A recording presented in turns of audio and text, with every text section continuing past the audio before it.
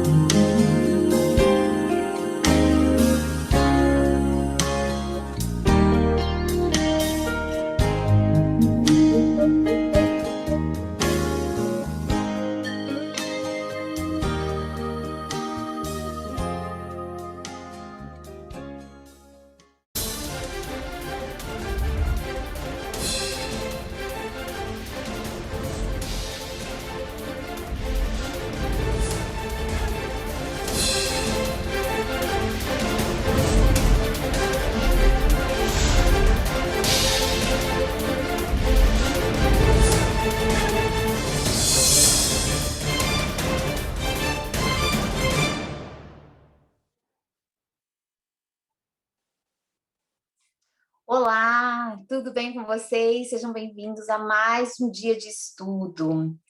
Jesus, restaurador da vida. E hoje é o nosso terceiro estudo bíblico, Jesus e a restauração do bem.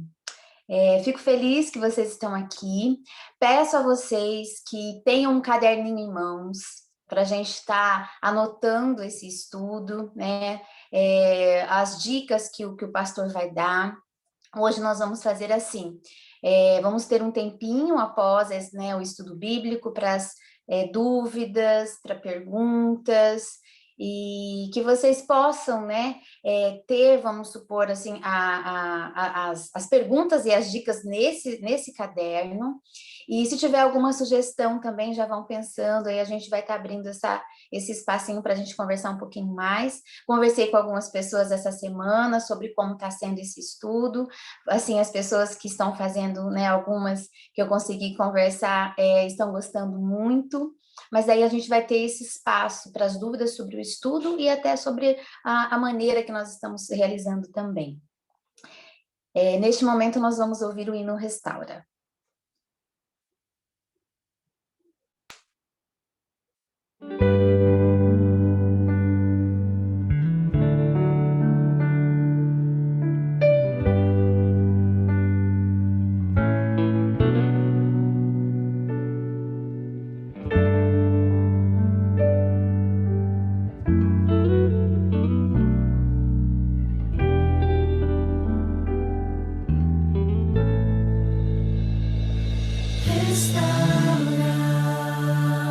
meu ser,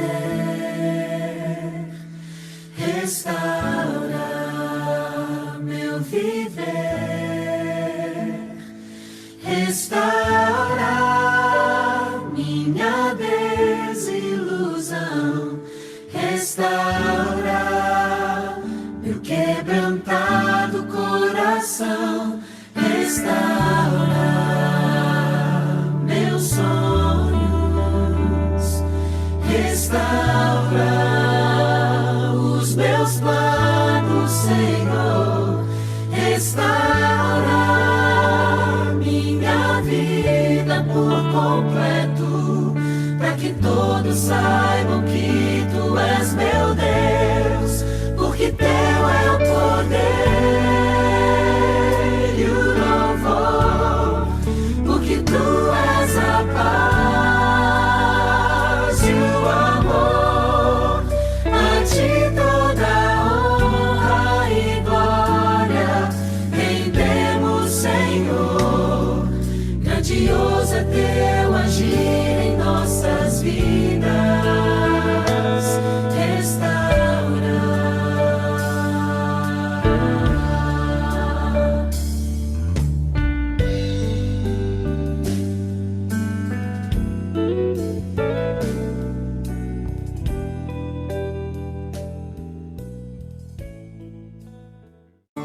Olá, tudo bem? Chega mais perto. Nós estamos iniciando mais um tema maravilhoso e eu estou feliz porque eu tenho mais pessoas me ajudando. Ao seu lado está um instrutor bíblico ou uma instrutora bíblica que forma comigo uma dupla missionária para que a gente possa ter esses momentos tão especiais e agradáveis de estudos da Palavra de Deus. Com certeza o tema de hoje é um tema maravilhoso de restauração. E para começar, eu convido você a fazer uma oração comigo. Senhor nosso Deus, nesse momento nós entramos em Tua presença através da oração para pedir a Tua bênção para o estudo bíblico, para pedir que o Espírito Santo nos ilumine e que a mensagem da Tua palavra possa ficar clara para cada um de nós. Em Tuas mãos eu entrego cada pessoa, cada classe bíblica e cada pequeno grupo. Em nome de Jesus, amém. Amém. Bom, o tema de hoje é um tema impressionante.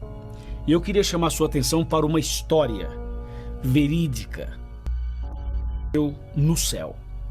Deus era um ser feliz e gozava da sua felicidade nesse imenso universo. Mas não sendo egoísta, criou mundos e seres para que todos desfrutassem da vida com Ele. Então Deus criou os anjos. E os anjos são muitos, milhares, milhões, bilhões de anjos. Entre esses anjos todos, havia um grupo chamado querubins. E dessa classe dos querubins, a Bíblia menciona um deles em destaque, que é Lúcifer. E Lúcifer, simplesmente de uma maneira inexplicável, de uma maneira misteriosa, ele se rebelou contra Deus. E não somente isso, ele se rebelou contra Deus e ainda contagiou ou contaminou outros anjos. E criou no céu uma guerra, uma batalha, um conflito. E finalmente, Deus teve que tomar uma decisão, uma posição. Ou Deus matava Lúcifer, ou Deus o expulsava do céu. Se Deus matasse, confirmaria as acusações dele. Porque ele acusava Deus de ser mau, de ser ditador, de não ser amor, de ser um Deus assassino, de ser um Deus intransigente. Assim, Lúcifer acusava Deus. Se Deus o matasse, essas acusações criariam forças e eram acusações mentirosas. Então, Deus deixou o tempo passar e expulsou Lúcifer do céu. Ele foi expulso. E o que aconteceu a partir daí é o que eu quero que você preste atenção no estudo de hoje, na mensagem de hoje. O mal contaminou as coisas que Deus fez, mas Deus trabalhou e continua trabalhando para que tudo que Deus fez possa ser restaurado, inclusive a sua vida e a minha vida também. Prepare o seu coração. Agora, a minha dupla missionária que está do seu lado, bíblico, e daqui a pouco eu volto com você.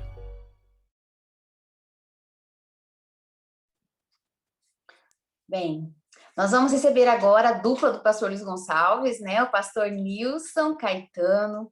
Bem, o pastor, ele exerce, né, o pastorio dele em Campinas, e ele que está conosco nesse estudo. Hoje é o terceiro dia e nós temos aí, né, até chegar ao 20 com a honra de ter o pastor Nilson conosco.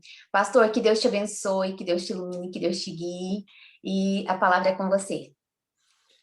Amém. Pessoal, boa noite. É um prazer estar podendo fazer parte desse projeto aí com vocês. Quero saudar de maneira especial todos vocês que estão fazendo parte aí dessa classe, né? O pastor da igreja, a todos os irmãos e irmãs envolvidos aí nesse projeto. E fazer essa dupla aí com o pastor Luiz Gonçalves é um privilégio, viu? É uma honra muito grande. O pastor Luiz é uma bênção e Deus tem usado muito a vida dele aqui na América do Sul toda, né? É incrível como que ele consegue ter acesso aos corações e Deus tem usado.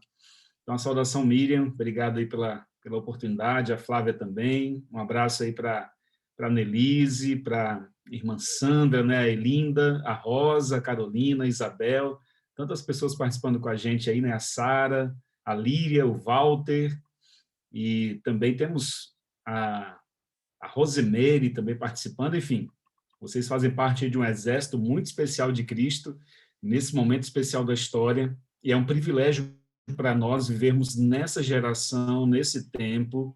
Eu acredito que é um tempo que antecede a volta de Jesus à Terra.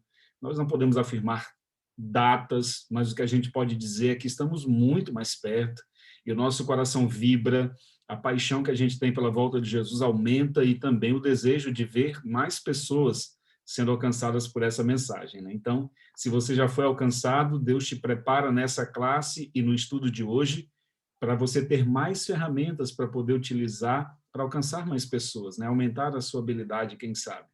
E se você está começando a estudar a Bíblia, conhecendo um pouco mais dos temas bíblicos, eu digo para vocês que o tema de hoje é simplesmente extraordinário. Eu tenho certeza que Deus vai nos abençoar grandemente dentro do assunto de hoje, Jesus e a restauração do bem. Talvez você já se perguntou em algum momento aí, se Deus é bom, por que existe o mal no mundo? Se Deus é bom, por que pessoas inocentes sofrem? Essa é uma pergunta que milhões de pessoas têm feito no desenrolar da história, em especial em tempos de pandemia, a gente vê tanta coisa ruim acontecendo com pessoas boas. E a gente fica pensando, mas Deus não está no comando de tudo? Por que coisas ruins estão acontecendo? Então, a resposta de tudo isso está dentro do tema que nós vamos abordar hoje, falando sobre a restauração do bem e entendendo um pouquinho como começou o mal. Para a gente entender como que o bem vai ser restaurado na Terra de maneira plena, de maneira total, a gente precisa entender como que começou o mal nessa Terra. E o mal começou no lugar mais inesperado que poderia acontecer o mal. A Bíblia diz que houve guerra no céu, houve peleja no céu, e a lição que vocês têm em mãos, que vocês estão recebendo, e que nós vamos recapitular e trazer algumas ideias novas, um conteúdo a mais também, ela fala exatamente onde começou o mal. Eu quero convidar você a abrir aí o primeiro texto bíblico, que se encontra em Apocalipse, capítulo 12, tá bom? O primeiro texto está em Apocalipse 12, você vai abrir aí no último livro da Bíblia, tá bom? Apocalipse, capítulo 12.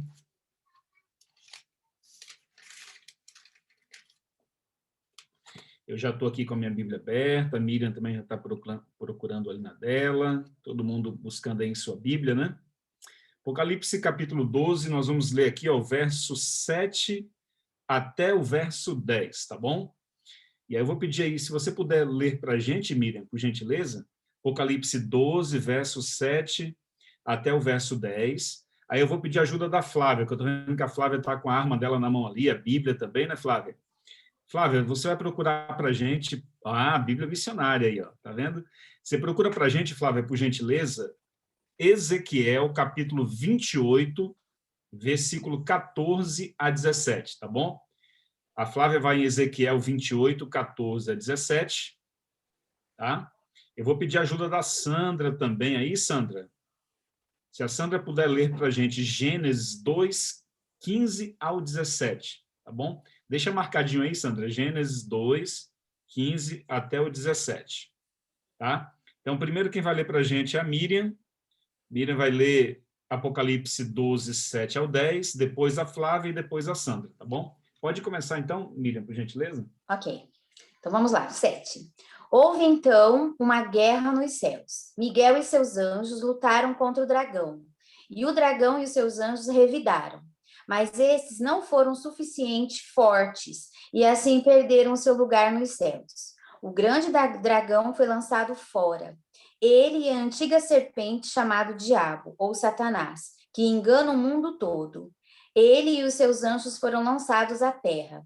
Então ouvi uma forte voz dos céus que dizia: agora veio a salvação, o poder e o reino do nosso Deus, e a autoridade do seu Cristo, pois foi lançado fora o acusador dos nossos irmãos, que os acusa diante do nosso Deus dia e noite. Uau, obrigado aí, Miriam. Esse verso aí, ele esclarece, irmãos, de maneira assim muito contundente, muito clara, onde começou o mal.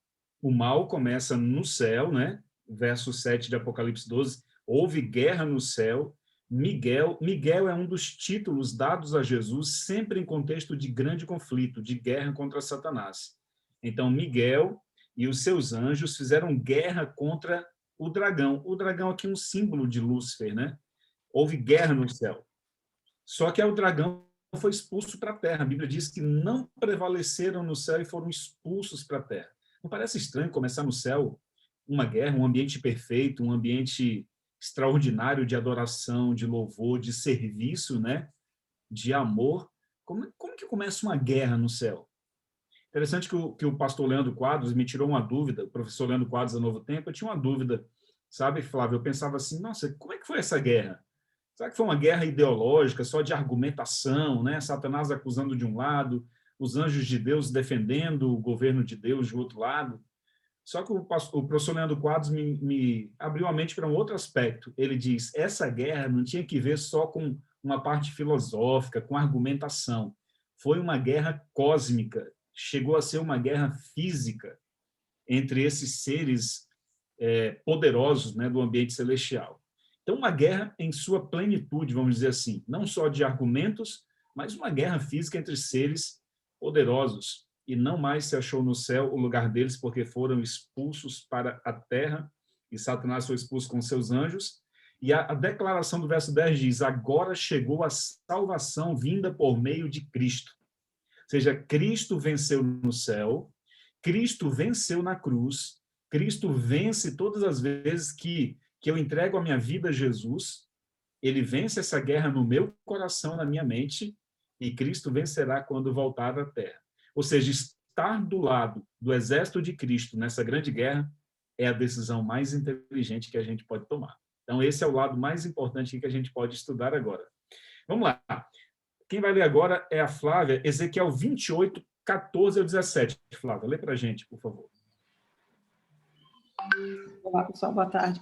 Tu eras querubim da guarda ungido, e te estabeleci, permanecias no monte santo de Deus, no brilho das pedras andavas.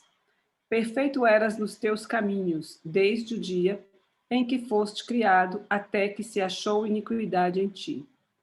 Na multiplicação do teu comércio se encheu o teu interior de violência e pecaste, pelo que te lançarei profanado fora do monte de Deus, e te farei perecer, ó querubim da guarda, em meio ao brilho das pedras. Elevou-se o teu coração por causa da tua formosura, corrompeste a tua sabedoria por causa do teu resplendor. Lancei-te por terra, diante dos reis te pus, para que te contemplem. Uau, esse texto aí, ele é realmente impressionante, né? Porque ele fala exatamente do contexto da queda de Satanás, o motivo que o levou à queda, né? Aquilo que trouxe ao seu coração rebelião. Essa é a resposta da questão 2, assim, ó. Quem originou o pecado? Ezequiel 28 deixa claro que foi um anjo exaltado, não foi um ser humano teimoso, como diz aqui a opção, um anjo exaltado. Ele era o anjo mais exaltado das cortes celestiais, era o anjo mais belo, que tinha tido um alto privilégio dado pelo próprio Deus, tinha habilidades extraordinárias, E ele começou a alimentar em seu coração o orgulho, a vaidade, a inveja, a cobiça, o desejo de ser superior a Deus. Então, foram todos esses sentimentos que tornou Lúcifer um anjo rebelde. Agora, olha que interessante, ele começou a vender a sua ideia, a Bíblia chama isso de comércio, na multiplicação do seu comércio, né, foi lido. Ele começou a vender a sua ideia para outros anjos. Irmãos, aqui está um ponto que sempre me preocupa muito, sabe, Linda, quando eu penso nisso. Se esse anjo conseguiu persuadir, conseguiu convencer anjos santos num ambiente perfeito, e ele enganou 1/3, 33% dos anjos do céu, apostataram do céu, eu fico pensando, quanto mais a nós, pecadores, qual é a nossa única segurança para a gente não ser enganado por esse anjo rebelde que está em plena atividade, como um leão que ruge buscando alguém para devorar? A única segurança é fazer exatamente o que a gente está fazendo agora, nesse momento. Estudando a Bíblia, conhecendo a verdade e buscando a blindagem que só a palavra de Deus pode dar. Porque quando eu conheço a verdade bíblica, naturalmente eu vou identificar com facilidade as estratégias do inimigo que tentam me derrubar e derrubar as pessoas, enganar as pessoas. Então a Bíblia aqui, ó, é a nossa única arma e a arma mais poderosa para a gente vencer os enganos de Satanás. Se a gente permanecer firmes na verdade, a verdade nos libertará, diz a Bíblia. Bom, eu vou pedir aí para a Sandra ler para a gente, por gentileza, Sandra, Gênesis capítulo 2, verso 15 a 17. Sandra já está aí com o texto aberto. Boa noite, eu vou ler então 15. Porém, inimizade entre ti e a mulher, entre a tua descendência e o seu descendente. Este te ferirá a cabeça e tu lhe ferirás o calcanhar. E a mulher disse, multiplicarei sobremodo o sofrimento da tua gravidez, em meio de dores darás à luz filhos. O teu desejo será para o teu marido e ele te governará. E Adão disse, visto que atendeste à voz da tua mulher e comeste da árvore que eu te ordenara não comesses, maldita é a terra por tua causa. Em fadigas obterás pelo sustento durante os dias da tua vida. Muito bom, Sandra. Obrigado aí pela leitura. Esse texto aí, irmãos, está muito claro também, apresentando exatamente assim o ponto principal, livre-arbítrio, né? Interessante, existem cristãos, segmentos do cristianismo, que não acreditam que tenhamos livre-arbítrio. Eles pregam exatamente dizendo que nós não temos livre-arbítrio, que Deus já escolheu as pessoas que vão se salvar e que Deus já escolheu as pessoas que vão se perder, e o ser humano não tem liberdade de escolher. É isso que essas pessoas têm pregado. Mas aqui em Gênesis fica muito claro que quando Deus cria o casal, Adão e Eva, e ao colocar a árvore do conhecimento do bem e do mal ali no jardim, Deus disse, não coma. O ser humano tinha a liberdade para escolher comer, mas a orientação de Deus era não coma. Ou seja, Deus poderia ter simplesmente determinado, tirado o livre-arbítrio do ser humano ou não dado o livre-arbítrio, assim o ser humano não teria a opção de escolher comer ou não comer daquele fruto. Mas percebam, a evidência clara que nós temos liberdade para escolher é que Deus deu o paraíso para Adão e disse, ó, só desse único lugar é que você não tem acesso. Então, a palavra-chave aqui é obediência. Deveria obedecer. Então, existe sim liberdade de escolha e Deus procura estabelecer e preservar o livre-arbítrio aí das suas criaturas. Isso aí é o mais importante de todos. Então, a essência do pecado aqui foi rebelião. O ser humano se rebelou contra Deus, contra o Eterno, né? Contra o Criador do Universo. Bom, vamos ler mais 2 versos e a gente fecha essa primeira parte. Eu vou partir já para a parte final depois. Eu trouxe aqui algumas ilustrações para enriquecer um pouquinho mais esse tema, tá bom? O próximo verso aí é 1 João, capítulo 3, versículo 4. Deixa eu ver se alguém mais pode nos ajudar aqui. Deixa eu ver, será que a Elinda pode ler para a gente, Elinda? Deixa eu ver se você está aqui ainda, não estou vendo. Mas, de qualquer forma, aqui está a Elinda. Eu sim, pastor. 1 João 3, verso 4, lá pertinho de Apocalipse, primeira carta de João. Sim. capítulo 3, verso 4.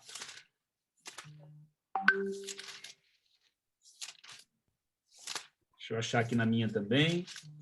É bem vizinho mesmo de Apocalipse, lá no final. É uma cartinha bem pequena, não é o Evangelho de João. Às vezes a gente confunde lá com o Evangelho. 1 João 3, verso 4. 4 diz o seguinte: qualquer que pratica o pecado também transgride a lei, porque o pecado é a transgressão da lei. Ok, então está muito claro, né, Linda, aí o que é o pecado, né? Pecado Sim, sim. não é A isso? transgressão da lei. A transgressão da lei Quem de não Deus. guarda a lei automaticamente está a pecar. Exatamente. Então, fica bem claro. A Bíblia é um livro assim que você não precisa ter a faculdade de teologia para entender a Bíblia. Deus escreveu numa linguagem simples para que todas as pessoas pudessem entender. Então, aqui está dizendo, quem pratica o pecado transgride a lei, porque o pecado é a transgressão da lei. A Bíblia diz que o inimigo foi o primeiro transgressor da lei de Deus. Então, ele significa que a lei de Deus ela já existia desde a eternidade. E a lei de Deus ela acaba sendo o código moral que vai, de alguma forma, nos proteger nessa guerra entre o bem e o mal, nesse grande conflito entre o bem e o mal. Aqui a Líria está dizendo o seguinte, ó, pastor, na minha Bíblia diz que pecado é iniquidade. É exatamente. Iniquidade tem a ver, Líria, com tudo aquilo que a gente faz que quebra uma ordem natural ou uma lei natural. Iniquidade está muito relacionado ao pecado e à rebelião, à rebeldia, à minha transgressão de algum regulamento, de alguma lei. Então, aquele que quebra a lei do seu país, ele está cometendo iniquidade ou cometendo pecado, simplesmente transgredindo. É isso aí. E o último verso, pessoal, para a gente encerrar aqui, ó, Romanos, capítulo 6, versículo 23, é o último verso que eu quero compartilhar aqui com vocês. Deixa eu ver quem mais pode ler para a gente aí. Quem mais está com a Bíblia? Bom, quem achar primeiro aí, vou dar essa opção aí, quem achar primeiro, abrir o microfone e lê para a gente Romanos 6, 23, por gentileza. Porque o salário do pecado é a morte, mas o dom gratuito de Deus é a vida eterna por Cristo Jesus, nosso Senhor. Amém. Obrigado. Quem foi que leu para a gente? A Líria. Ah, Líria. Muito bem. Então, o salário do pecado, a Bíblia é bem clara e simples, né? O salário do pecado é a morte, mas o presente gratuito de Deus, o dom, é a vida eterna, por meio de Jesus Cristo. Ou seja, a vida eterna não é por meio da minha obediência, do quanto eu sou bom, do quanto eu faço boas obras. A vida eterna é só por meio de Jesus Cristo. E quando estamos salvos em Jesus, recebemos vida eterna. E nisso, nós vamos vencendo no grande conflito, porque quanto mais eu me conecto com Cristo, Satanás não vai tendo espaço na minha vida, na minha história. Então, assim começa o grande conflito entre o bem e o mal. Bom, agora eu vou apresentar para vocês, assim, algumas informações que eu considero importantes para a gente poder partir aí para uma conclusão desse assunto. É um resumo do que a gente já viu, no entanto, vai trazer aqui algumas ideias para a gente poder pensar um pouquinho mais nesse tema. Então, a Bíblia fala que o mal se origina no céu. Por que o mal se origina no céu? É simplesmente porque Deus não criou anjos programados apenas para obedecer. Deus não criou máquinas ou supercomputadores que já fossem programados para exercer determinada ordem ou comando dado por Deus. Ele criou seres livres. Então, mesmo no céu, mesmo no ambiente perfeito, havia a possibilidade do pecado porque o ser humano tinha exatamente a liberdade.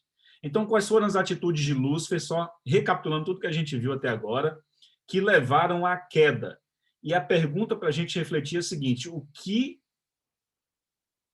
existe em mim desse tipo de atitude? Tá bom?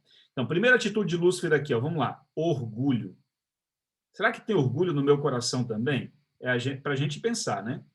Cobiça. Será que existe cobiça no nosso coração? Será que existe ciúmes no nosso coração também? Olha só. Próxima característica que levou Lúcifer à queda. Rebelião. Será que somos rebeldes às vezes, né? Às vezes nós somos rebeldes ao pai, à mãe, ao marido, à esposa, ao pastor, aos líderes, né? Ao governo, enfim. Será que mentimos? Lembra que Jesus disse o seguinte: o príncipe desse mundo já está julgado e ele nada tem em mim. Jesus poderia dizer claramente que Satanás não tinha nenhuma sementezinha no coração dele. No coração de Jesus não havia orgulho, mentira, rebelião, ciúme, cobiça e inveja. Mas é surpreendente, irmãos, que no nosso coração existe tudo isso aqui, ó, no meu coração. E é a luta diária que a gente tem que conviver, sabe, Miriam? Diante das circunstâncias da vida, a gente tem que conviver contra o nosso próprio orgulho, contra a tentação de mentir, às vezes. Sabe, Sandra? A rebelião, às vezes nós somos rebeldes, ciúmes, né? Cobiça. Tudo isso são sentimentos que começaram a estranhamente aparecer no coração de Lúcifer. Aqui está o texto que a Flávia leu para a gente, ó, Ezequiel 28:18. Agora, nós não lemos um texto que eu coloquei aqui na tela para a gente ler juntos, para vocês observarem comigo. Isaías 14:12 diz assim, ó: como caíste do céu, ó estrela da manhã, filho da alva. Olha o texto aqui, ó. Filho da alva, como foste lançado por terra, tu que debilitavas as nações. Tu dizias no teu coração: eu subirei ao céu, acima das estrelas de Deus, exaltarei o meu trono e do monte da congregação me assentarei nas extremidades do norte. Subirei acima das mais altas nuvens e serei semelhante ao Altíssimo.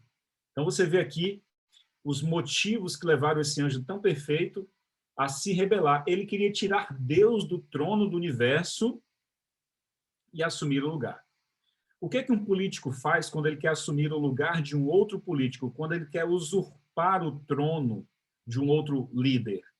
Ele começa a difamar essa outra pessoa. E foi exatamente isso que Lúcifer fez no céu. Ele começou a difamar a Deus diante dos anjos. E é incrível que 33% dos anjos do céu acreditaram nas mentiras de Satanás. E Apocalipse 12:9 diz que não teve jeito. Ele teve que ser expulso, né? O grande dragão, a antiga serpente, que se chama Diabo, e Satanás foi expulso. Ele é o sedutor do mundo inteiro. Foi atirado para a terra. Queridos, a gente vive aí, então, num grande conflito entre o bem e o mal. Jesus é vencedor em todas as batalhas. Precisamos decidir hoje estarmos ao lado do exército vencedor ou permanecermos ao lado. E precisamos entender o seguinte: como somos embaixadores de Cristo em qualquer lugar que estejamos, precisamos representar o reino dele perante as pessoas que ainda não o conhecem e apresentar as verdades da palavra de Deus. Então, o inimigo ele usa de alguns ataques, Elinda, para cima da gente. Olha quais são os ataques que Satanás usa para cima de nós para poder nos derrotar. Aqui, ó. Algumas flechas, né? Algumas setas. A seta da astúcia ele usa, né? A seta do desânimo, do engano e da perseguição. São algumas setas que ele usa para tentar nos destruir, nos derrubar. Astúcia, engano, perseguição. E olha o que diz aqui 1 Coríntios capítulo 11. Ó. 1 Coríntios 11 diz assim, ó: não é de admirar, porque o próprio Satanás se transforma em anjo de luz. Veja, estamos em guerra, né? E nessa guerra, Satanás pode até se transformar num anjo de luz para enganar as pessoas. 2 Coríntios 11, 14. Um outro contexto dessa grande batalha é o seguinte, Hebreus 3:13, ó. Pelo contrário, exortai-vos mutuamente cada dia, durante o tempo que se chama hoje, a fim de que nenhum de vós seja endurecidos pelo engano do pecado. O engano é a arma mais poderosa que Satanás pode utilizar. E olha o que diz Mateus 24, verso 24. Surgirão falsos cristos e falsos profetas, operando grandes sinais e prodígios para enganar, se possível, os próprios eleitos. Então, nessa guerra entre o bem e o mal, Satanás vai usar muitas setas. Mas existe uma que ele está usando muito hoje, e Ellen White fala que essa é uma arma poderosa que ele usa. Sabe qual é? Ó? Eu estou aqui com o celular na mão. Esse celular pode ser a ferramenta mais poderosa que eu tenho hoje para poder pregar o evangelho para as pessoas, para espalhar a mensagem de Deus para o mundo inteiro. No entanto, ele pode ser a maior seta de distração que Satanás pode usar. Se tem um instrumento que pode nos distrair nessa guerra entre o bem e o mal, chama-se a tecnologia. Então, distração. Ellen White fala o seguinte: a Satanás agrada ver a distração das mentes, para que eles não volvam os olhos para as grandes verdades contidas na palavra de Deus.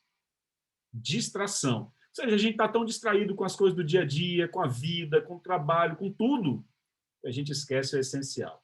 Então, surgirão falsos cristos, falsos profetas, e o dragão, Satanás, está irado aqui contra a mulher, contra a igreja, e foi fazer guerra com a sua descendência, os que guardam os mandamentos de Deus e têm o testemunho de Jesus.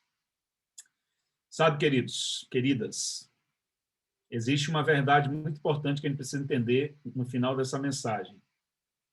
Estamos em guerra e não podemos esquecer que nessa guerra precisamos de armas.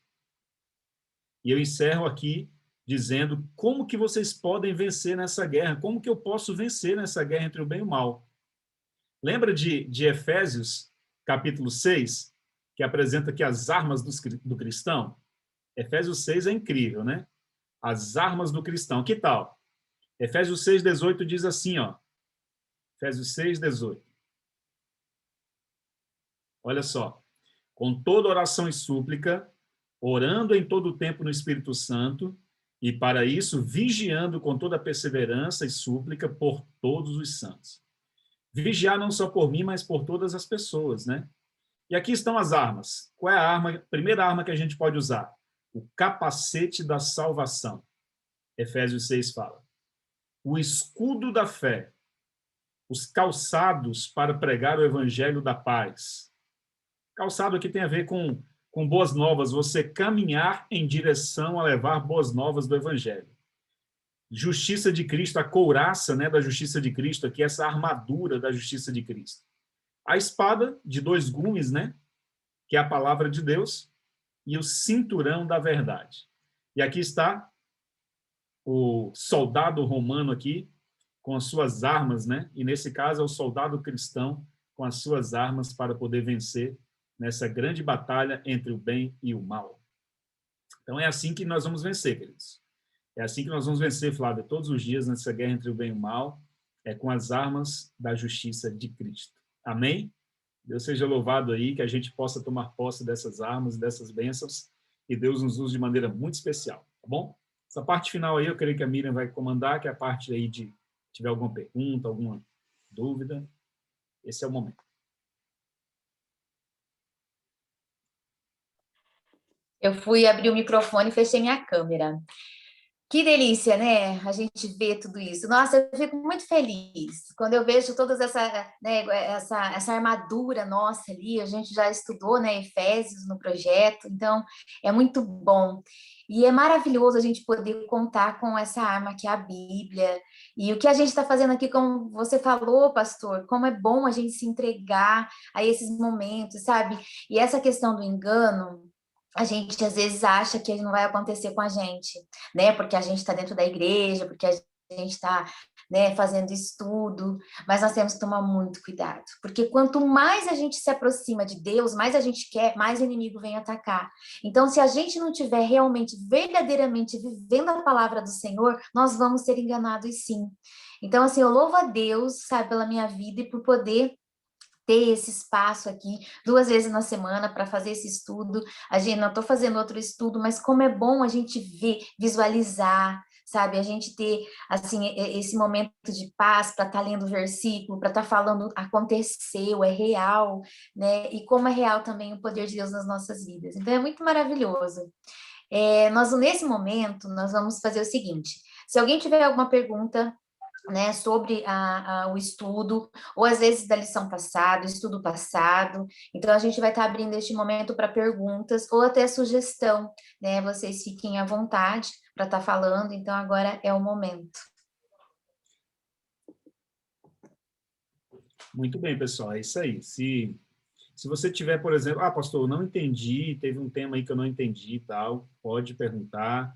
Ou se você não concorda, quem sabe, com algum ponto de vista apresentado, esse é o lugar aqui para a gente discordar mesmo, para a gente alinhar, né? Tirar as dúvidas que possam ter ficado. Esse tema da origem do mal é um tema, assim, bem complexo, mas também simples de entender. Ele é complexo porque ele envolve, o principal tema que envolve aí a história da redenção, né? Que foi quando começou toda a rebelião, todo o conflito, e é um mistério você pensar que no céu começou tudo isso. Mas a resposta é o livre-arbítrio, né? Que Deus nos dá. Bom, se alguém tiver perguntas aí, só abrir o microfone, ou se não quiser falar, mas escrever, também pode aqui, ó.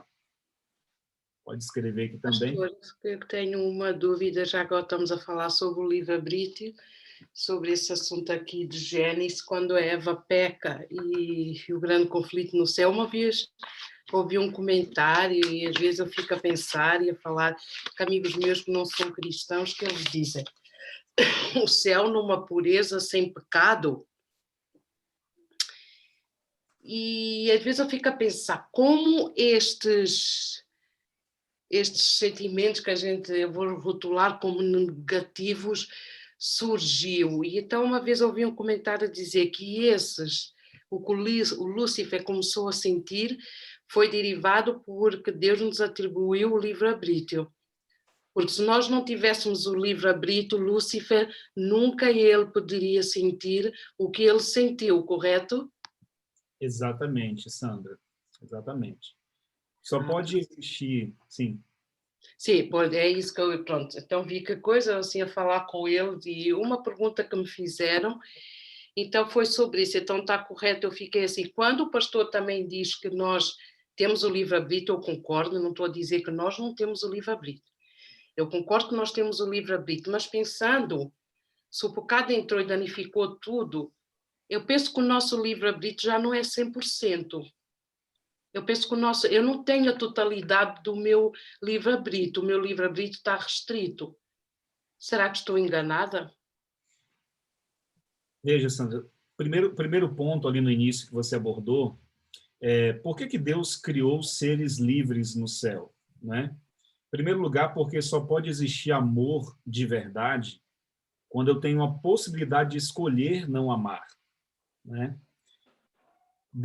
Seria mais fácil para Deus criar seres que não tivessem liberdade de escolha, seres que Deus já tivesse programado para que eles só obedecessem, só fizessem o bem. Teria sido mais fácil. Assim também como é mais fácil. Eu tenho 3 filhos. Um tem 13, já é um pré-adolescente aí, um adolescente praticamente. Eu tenho uma de 10 e tenho um garotinho de 3.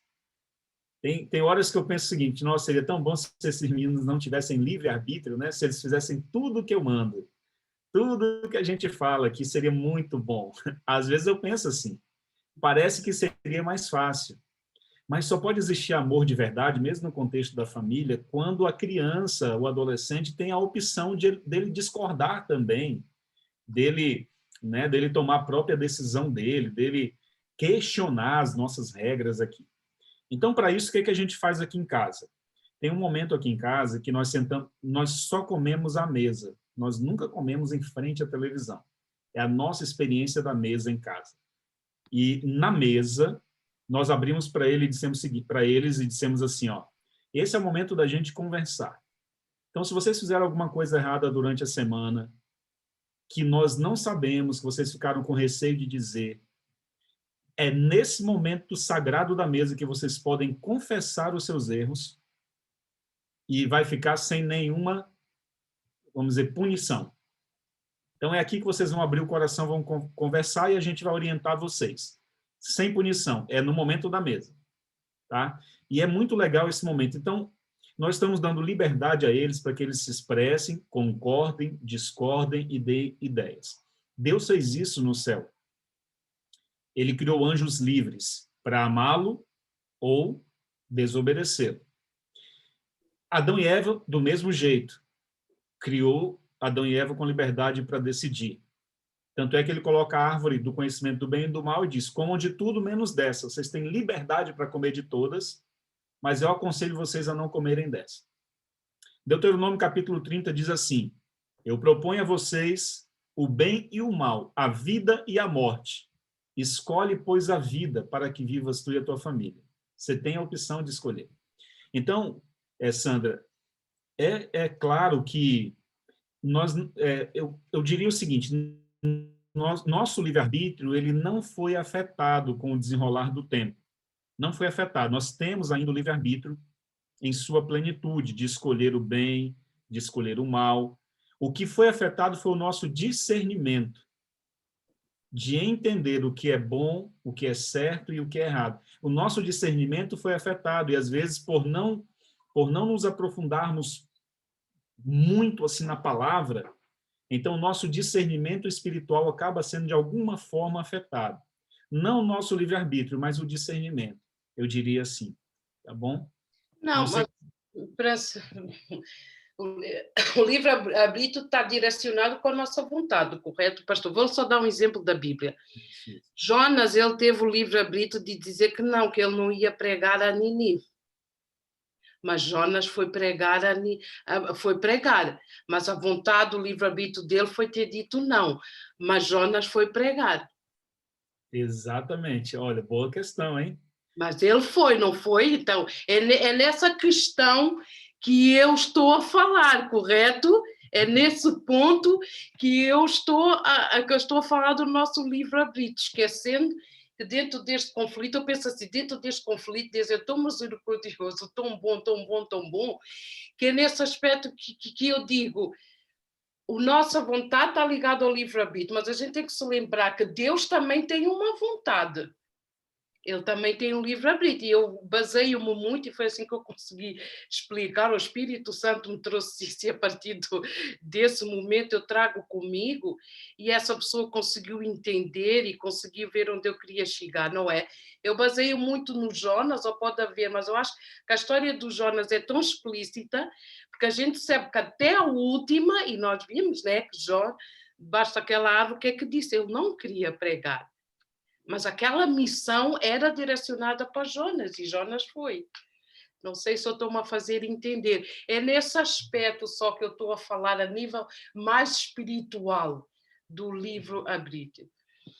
Sandra, fantástico o exemplo que você colocou. Vou comentar um pouquinho sobre Jonas, mas antes eu vou abrir para a Flávia falar aqui, porque pode ser que tenha a ver com o esclarecimento desse tema. Vai lá, Flávia. Na verdade, eu não sei se eu vou esclarecer ou se eu vou confundir mais ainda. Mas, não, tipo, Sandra, quando a Sandra fala do Jonas, ele teve livre-arbítrio e tal, é como nós todos, né? A história de Jonas é espetacular, né? Eu acho que a história do Jonas não acabou. Eu não vejo o fim da história do Jonas no livro de Jonas. Eu acho que ela está incompleta ali. Mas o Jonas, na verdade, tipo assim, a gente vai falar de livre-arbítrio. Deus foi lá, convocou Jonas, né? Pediu para ele ir lá e pregar, e orientar, e advertir, né, a Nínive e tal, porque realmente na época Nínive era o pior do pior, né, do que existia. Eles viravam a pessoa do lado avesso, né? Se vocês leem o Espírito de Profecia, ele virava você do avesso, né? Pela boca ele te botava pelo lado avesso, de tanta maldade. Mas lá no fundo, Jonas sabia que Deus era Deus misericordioso, e ele fala isso. Né? Então, assim, ele não estava a fim de ir lá pregar, porque ele sabia que se ele pregasse e o povo se convertesse, Deus não ia destruir. Para ele, eu acho que ele meio que pré-julgava, o que a gente costuma fazer às vezes, né? Um estrupador tem que morrer, a gente fala assim, não é verdade? Bom, então, o que Jonas pensava ali, eu não sei, mas na minha ideia ele pensava, cara, eu vou lá, vou pregar, o povo vai aceitar e não vai ser destruído. Eu acho que ele queria mesmo ver o fogo cair do céu ali. Ele queria, era o que ele queria. Então, o livre-arbítrio dele aí estava meio assim. Eu acho que ele... sabe, Sandra, eu não sei. Mas eu acho que ele não usou o livre-arbítrio. Ele usou assim, tá, vou lá, né? Porque, tipo, passou lá mais medo do que outra coisa, porque ele passou pela tempestade, né? Ele viu o que Deus era capaz. Ele estava em pecado ali, porque ele desobedeceu, ele é jogado no mar, o peixe come ele fica 3 dias lá, ele se arrepende, ele vai lá. Mas que arrependimento foi o de Jonas, né? Porque quando ele prega que o povo aceita, e Deus aceita, porque realmente o povo se humilhou, eles foram fiéis, aquele povo foi fiel quando eles aceitaram. E Deus viu, porque Deus viu o coração, se Deus viu o coração, Deus viu a sinceridade do povo. E aí eles se convertem ali, aceitam e larga tudo do mal e vai para o bem. E o Jonas, o que faz? Poxa, mas eu estava afim mesmo de botar fogo nesse povo, é o que eu penso, né, do Jonas. Então, eu acho que a palavra livre-arbítrio para o Jonas, não sei se eu estou pré-julgando, mas fica meio estranho, né, de entender, porque se você começa a ver a história do Jonas ainda nem acabou. Acho que o Jonas somos nós hoje também. Fábia, mas em todo, sempre que a gente toma uma decisão, se tu fores a ver, nós rebelamos-nos por causa disso. A gente põe sempre o que nós pensamos, vem de nós. E ele rebelou-se porque ele foi contra um pedido que Deus lhe deu, não deixa de ser rebelião. Ele usou o livre-arbítrio para dizer não a Deus. É só nesse aspecto que eu estava a falar. Livre-arbítrio nesse aspecto. Ele torna-se rebelde porque ele diz não a um pedido que Deus lhe faz. Exatamente. Eu acho que o Jonas ali, nesse momento ali, né? Não sei o final da história e tal, porque, na verdade, o livro de Jonas não termina. Termina com ele debaixo da árvore e Deus fala com ele tudo o que tem que falar ali, né? E, honestamente, eu não lembro do Espírito de Profecia de eu ter... Eu já li vários livros, mas eu não lembro, assim, basicamente, do Jonas. Vou até, como dever de casa, fazer esse estudo. Mas o Jonas, realmente, o livre-arbítrio dele foi... Ele podia não ir, ele não quis ir, tanto que ele foi para outro caminho. Mas o livre-arbítrio nosso, no geral, a gente tem realmente o livre-arbítrio de escolher, né? De fazer, eu pego essa roupa hoje ou eu pego essa? Eu vou para a igreja ou eu não vou? Entendeu? Então, é o meu livre-arbítrio mesmo, realmente.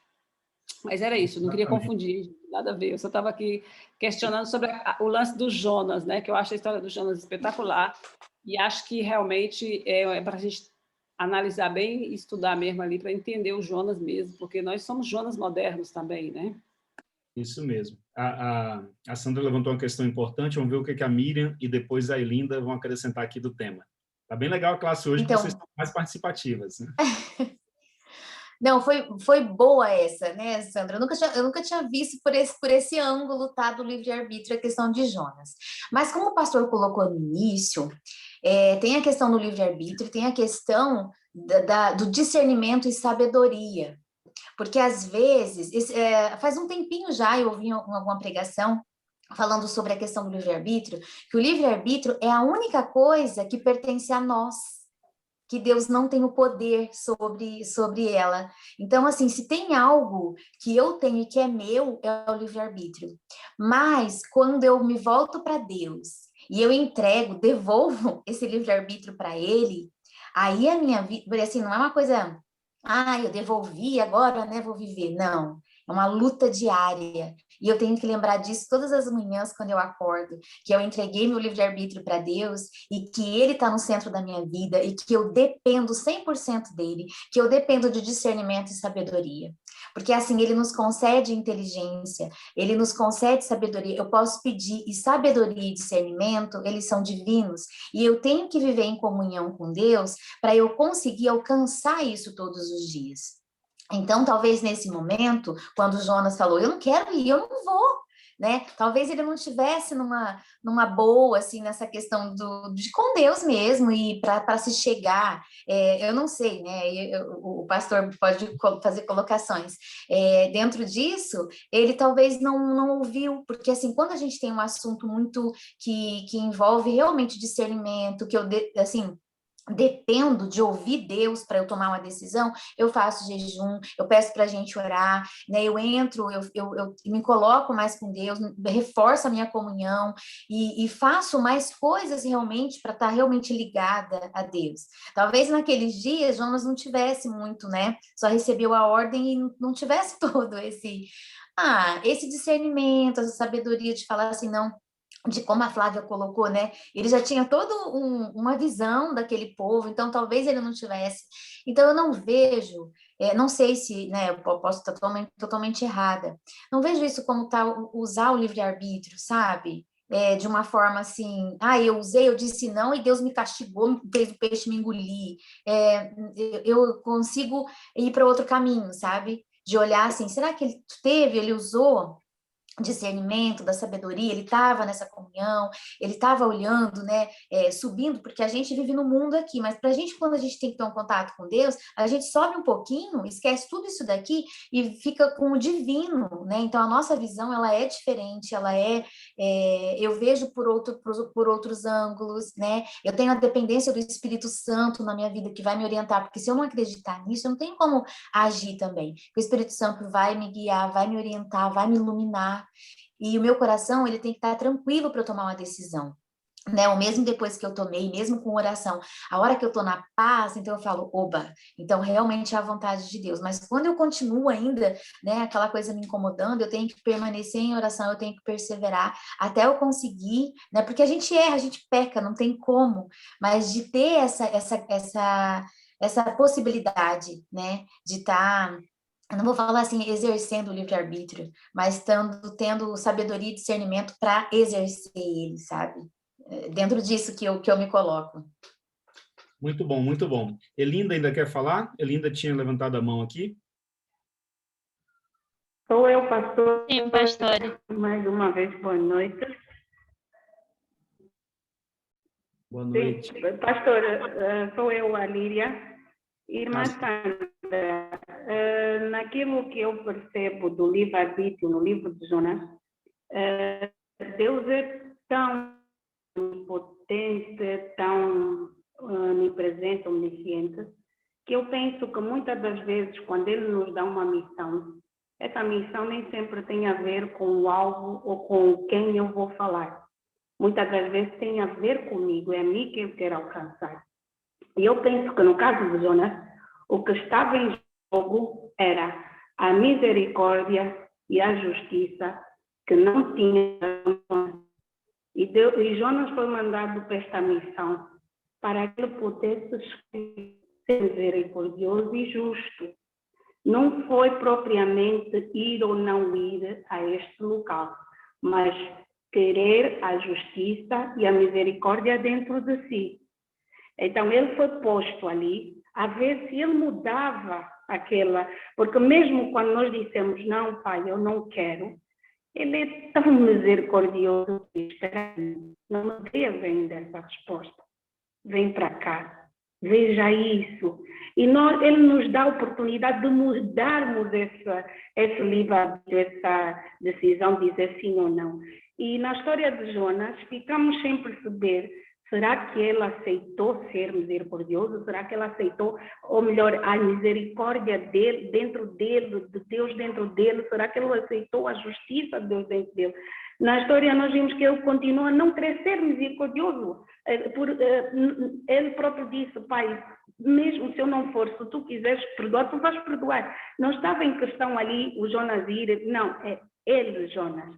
Será que eu aceito a misericórdia e a justiça?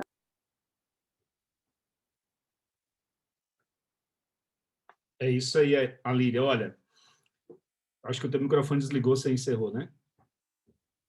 Muito bom. Eu que encerrei, pastor, eu que encerrei. Ok. Pessoal, eu quero agradecer a Sandra por ter trazido esse ponto, porque, de fato, poucas vezes a gente para pensar na história de Jonas por esse aspecto, né, do livre-arbítrio dele. Eu acredito que cada um de vocês que falaram algo muito importante que acaba complementando tudo aquilo que a gente precisa refletir dentro desse assunto. Todos os dias a gente precisa submeter a nossa vontade a Deus. Paulo mesmo dizia o seguinte, eu quero fazer o bem, mas não faço. O mal que eu não quero fazer, eu faço. Então, a nossa natureza, ela acaba brigando entre si. A gente sabe o que é o certo e o que a gente deve fazer, mas às vezes a gente não consegue fazer porque existe uma luta espiritual, existe uma batalha dentro de nós, gerada pela natureza espiritual com a natureza carnal.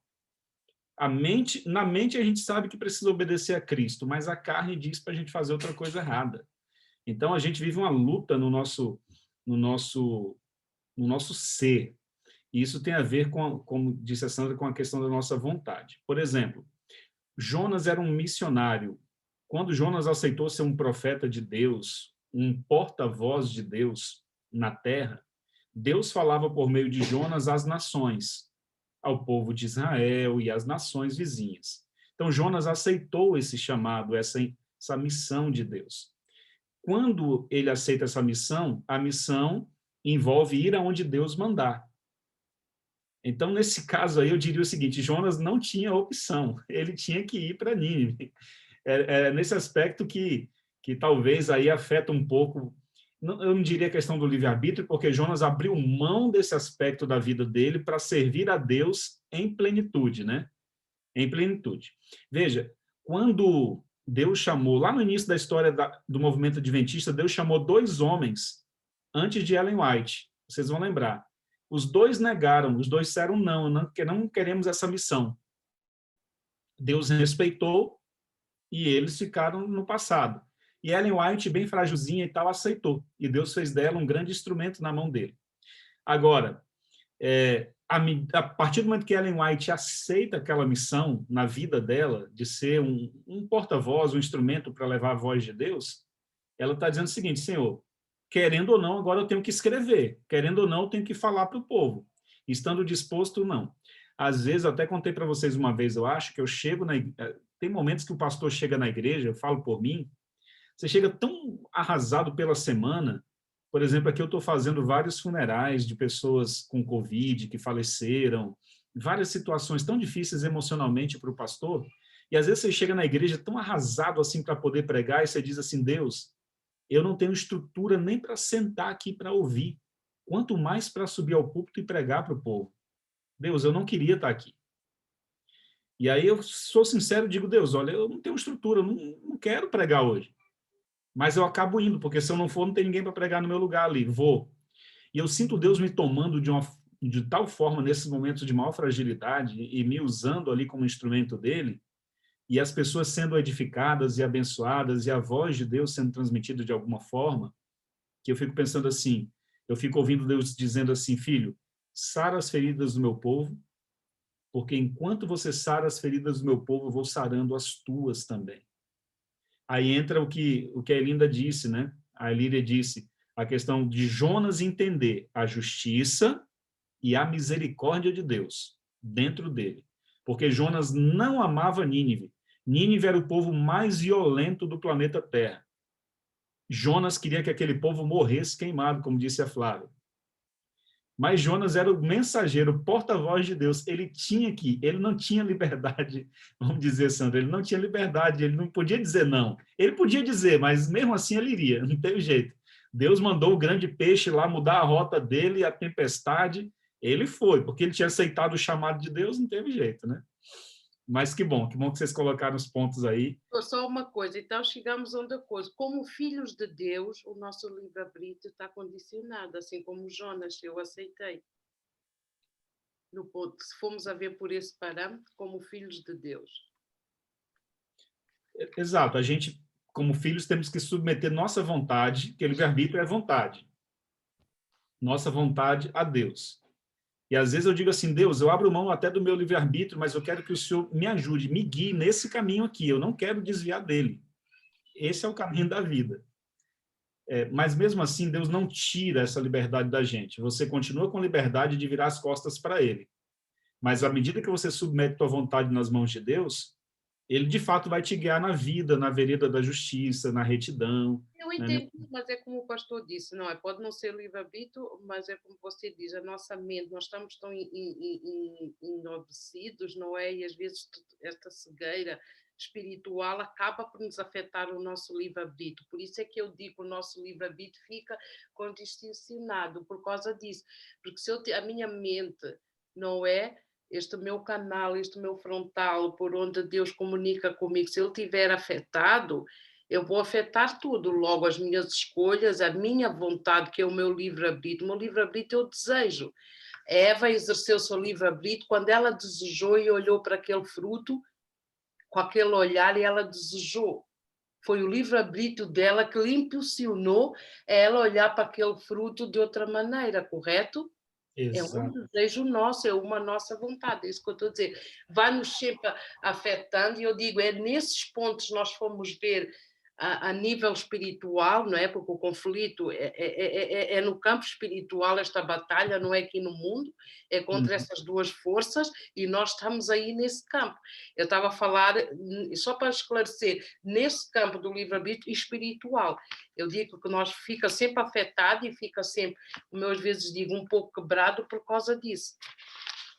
Exatamente, Sandra. O livre-arbítrio está muito colado, muito ligado ao nosso discernimento espiritual. Então, se eu não tenho um bom discernimento espiritual, o meu livre-arbítrio está naturalmente afetado. Eva não estava com um discernimento, ela sabia que não podia se aproximar da árvore, mas ela se aproximou, o discernimento dela, em algum momento, ela fraquejou. E como o discernimento fraquejou, ela não conseguiu identificar naquela serpente o inimigo que Deus tanto havia advertido. Então, o seu livre-arbítrio, afetado pelo discernimento, levou ela à desobediência.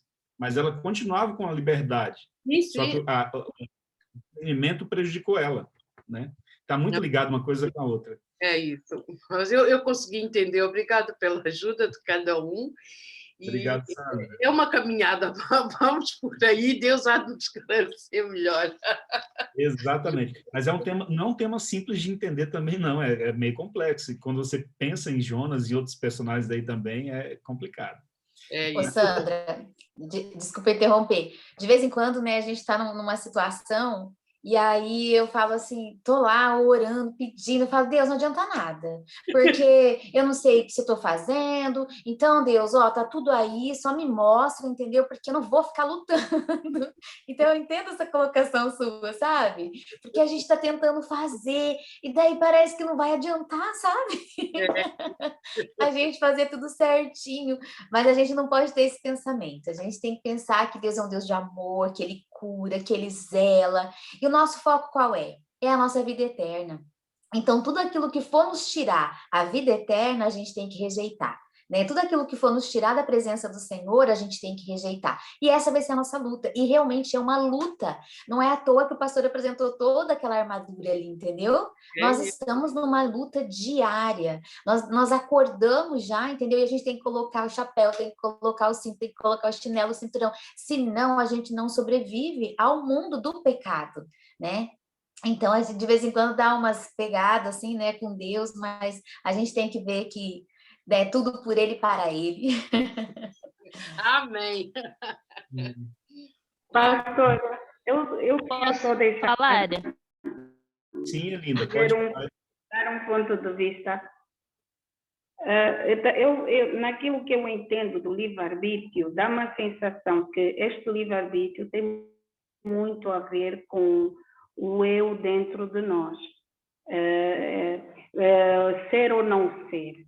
O eu dentro de nós, porque a irmã White diz muito, enfatiza muito que nós devemos humilhar o nosso eu diante do Senhor.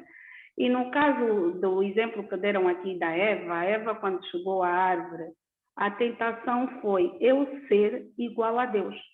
Porque Satanás disse, se tu comeres, tu serás igual a ele.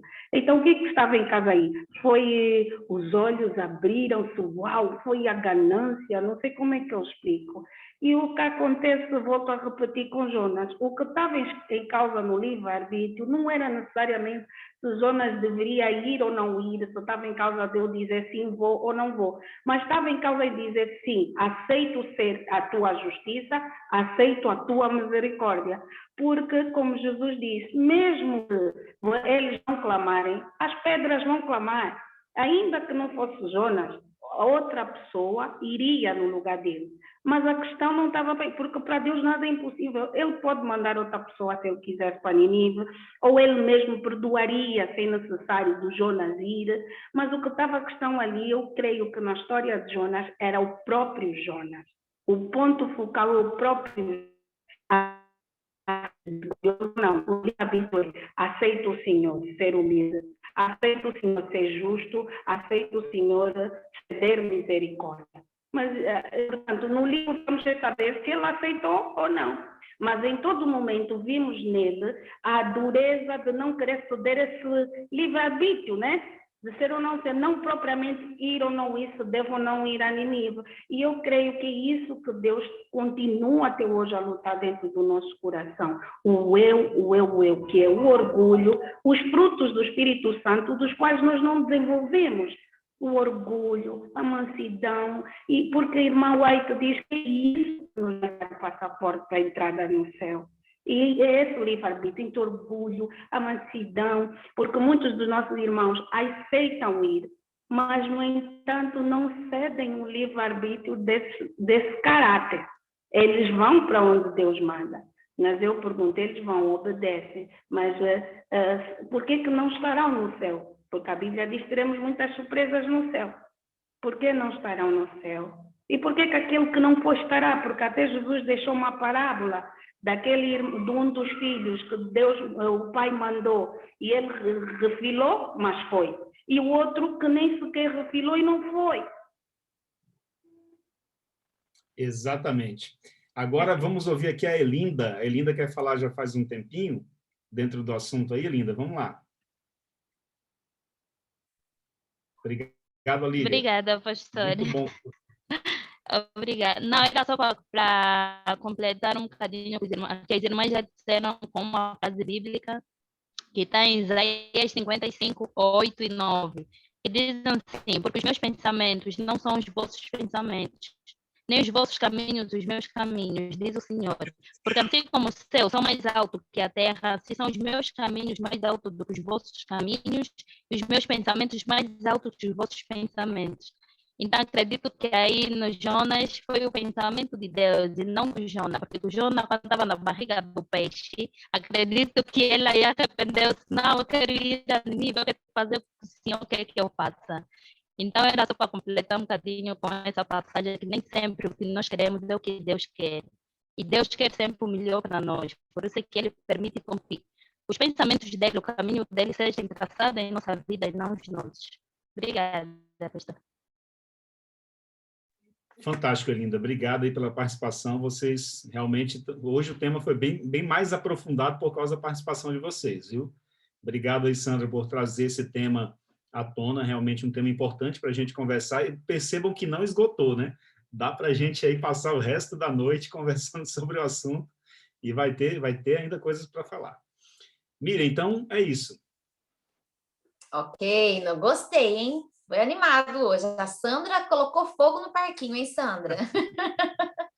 Mas é muito bom a gente ter essa clareza, né? Isso faz muito bem para a nossa vida espiritual, para a nossa nutrição espiritual, né? Que nós precisamos nos nutrir espiritualmente, e quanto mais a gente souber, quanto mais a gente tiver clareza e de entrega realmente da nossa vida dentro do que Deus deseja, né? Melhor para nós. Então, por hoje, né, nós já avançamos um pouco no horário, o pastor também tem os compromissos dele. Pastor, faz uma oração para a gente encerrar o estudo, então. Tranquilos, quero aí agradecer por essa oportunidade e motivar vocês a continuarem assim nos próximos estudos, questionando, participando, perguntando, porque é isso que é legal mesmo. Não é bom só uma pessoa falando, é bom quando todo mundo participa aí, tá bom? Eu mandei um vídeo agora para a Flávia e para a Miriam. Se vocês puderem depois transmitir no grupo de WhatsApp aí do pessoal, tem a ver com esse tema que a gente conversou agora. Então, ali, sobre o livre-arbítrio. É um vídeo de 1 minuto, mas eu coloco ali alguns pontos, alguns argumentos que talvez possa até nos ajudar um pouquinho mais dentro do assunto, tá bom?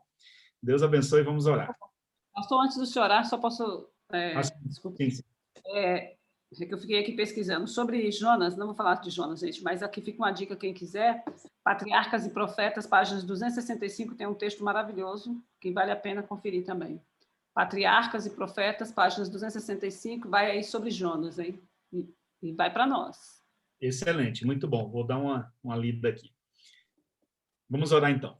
Pai bondoso, nosso bom Deus, muito obrigado pelo estudo maravilhoso dessa tarde, porque podemos abertamente, Senhor, conversar aqui, perguntar, questionar, abrir o nosso coração, e isso nós crescemos juntos dentro da graça e do conhecimento do Senhor Jesus.